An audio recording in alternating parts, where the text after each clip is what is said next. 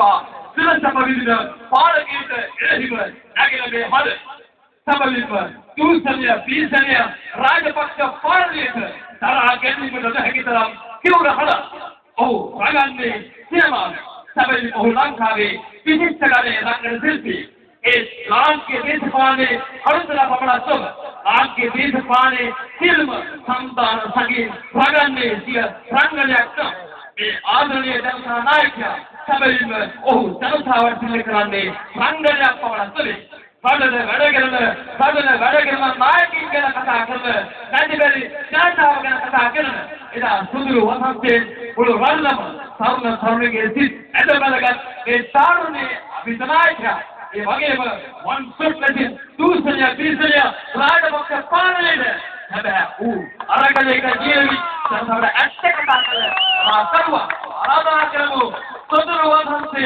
රටේ නැගෙනන අවේ වන් සමරගමුවේ වංශනායක අවේ රංජන් රාමනායක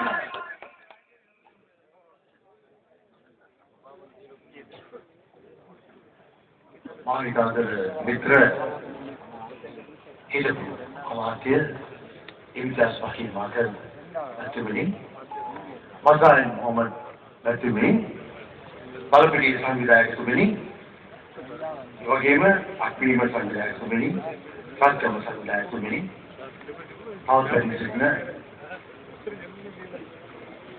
සියලුම ක්‍රියාකාරීන්ගේ ජනතාවගේ අමරදාසලා ප්‍රේරණාගිලා අකිලා සබා සහ පහළ සියලු දෙනාගේ රැස්කාරියන්ගේ සියලුම ජනතාවගේ හොඳ පාරක් මම දීර්ඝ කතාවක් කරන්න සූදානම් වෙන්නේ නැහැ. කතාවේ ආසේ වැඩ කීපයකට කරලා තිබුණා.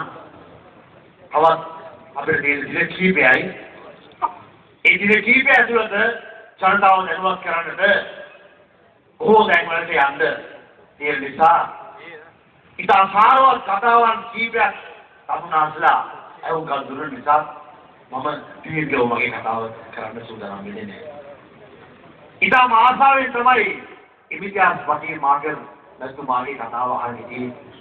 එතුමාගේ ව්‍යස්ත සිංහල ඒ හසුරුව හැටි ඒ නම් ගම් තත්ත දේතා එකේ කතා ඉතාම ආසාවෙන් අහන් ඉන්න අපිට වඩා හොඳින් සිංහල කතා කරලා ඉතාම ලස්සනට තමයි ආසාව දැනුවත් කරා.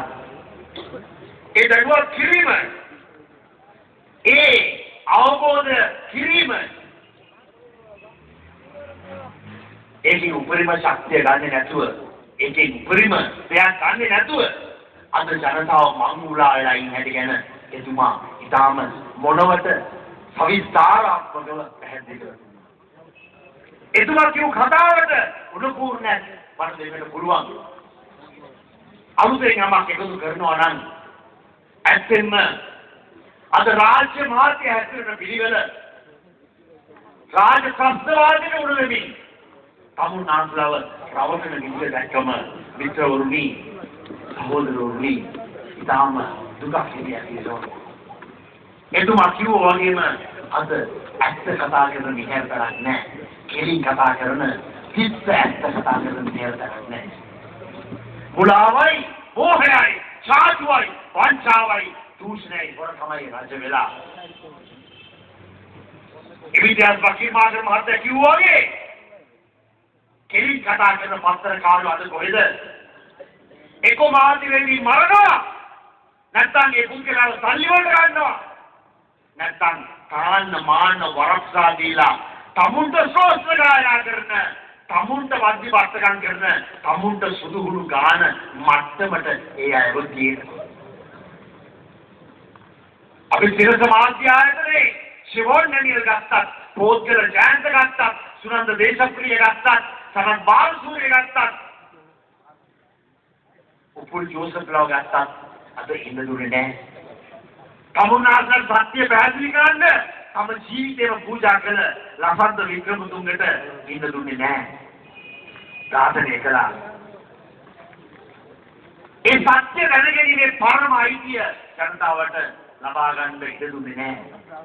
ඒක තමයි සිත් ඇත්ත. මා සමග එකට වැඩ කරපු විපක්ෂ නායක චානකමර මහත්තයාට ජීවත් වෙලා ඉන්න දුන්නේ නැහැ. මොකද යුද පිටියේ සදාතොරතුරු අපේ මියන රණවිරුවන්ගේ සදාතොරතුරු සදා සංඛ්‍යා ලේඛන මාධ්‍යෙට කියයි කියන බයට එතුමා ඝාතනය කරලා දැම්මා. එතුමා මේ ඉස්සලමට කතා කරද්දී කිව්වා මේ යුද්ධයේ සදාතොරතුරු කියන්නට මම මාධ්‍යට යනවා රංජන් කියලා. ඒ සදාතොරතුරු එළියට එනවට මේ රාශියේ පාලකයෝ කැමතිුනේ නැහැ. අන්න ඒක තමයි පිට ඇත්ත එතුමාගේ ඝාතනය. අද ජනතාවට දකින්නට ලැබෙන්නේ අසත්‍යයේ ඡායාවන්, අසත්‍යයේ කතාන්තර, අසත්‍යයේ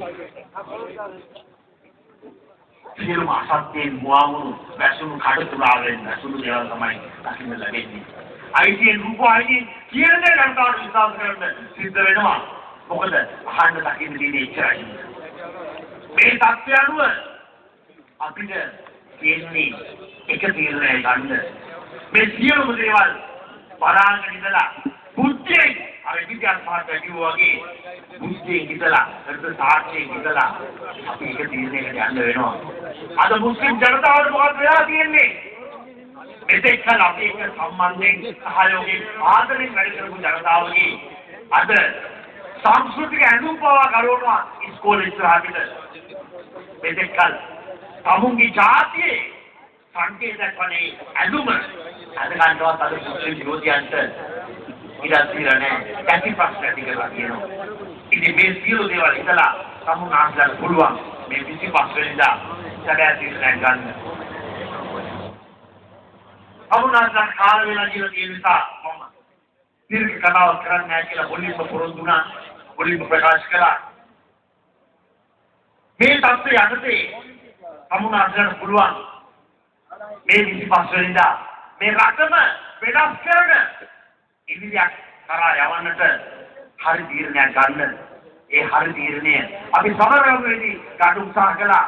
උතුරු මැද ගන්න උත්සාහ කළා. ඌව වයම ගන්න උත්සාහ කළා. නමුත් අපිට ජනතාව ඒ අවබෝධ කරගත්තේ නැහැ. ඒ ස්වර්ණමය අවස්ථාව සමුන්නාසකට උදා වෙලා තියෙනවා. ඒ අවස්ථාවේ උපරිම ප්‍රයෝජනේ සමුන්නාසලා මේ විද්‍යාවන්තලා ගණී කියන බලාපොරොත්තුව ඇතුළත මම අද ඉන්නවා.